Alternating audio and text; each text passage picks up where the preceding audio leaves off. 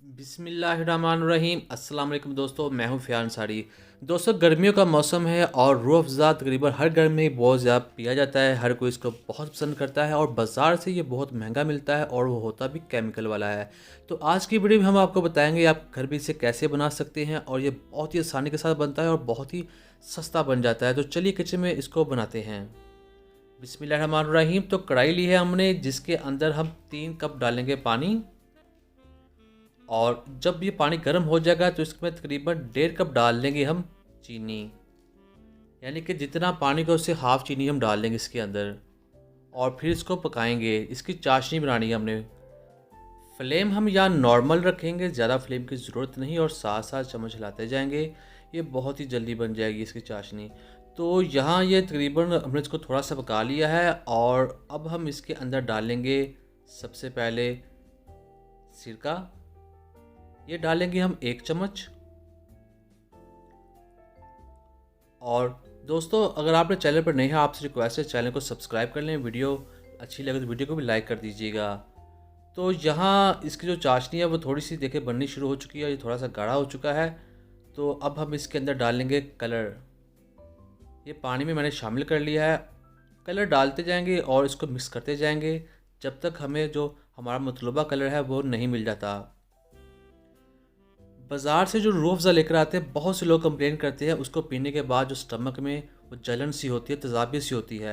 आप इसे बना के इस्तेमाल करके देखिए, इंशाल्लाह ये प्रॉब्लम आपको बिल्कुल भी नहीं होगी। ये प्योर नेचुरल चीज़ों से बन रहा है और बहुत ही ये हेल्दी होता है।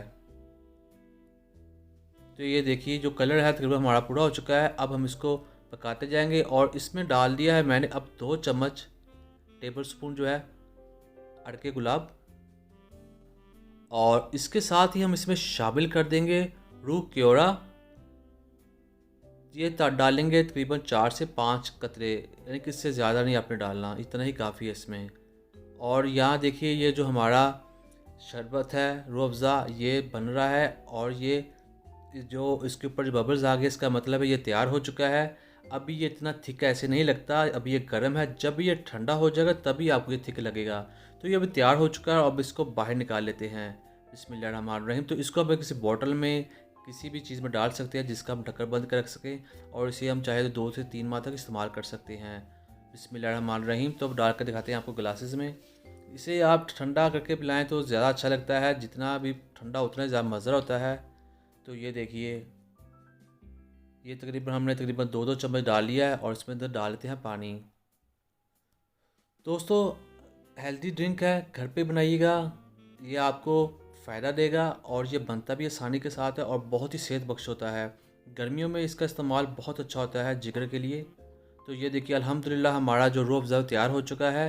तो दोस्तों, उम्मीद करता हूँ आपको आज की वीडियो पसंद आई होगी। वीडियो पसंद आई तो वीडियो को लाइक कीजिएगा, चैनल को सब्सक्राइब कीजिएगा। तो अब दीजिए फ़ियाज़ अंसारी को इजाज़त। अल्लाह हाफ़िज़।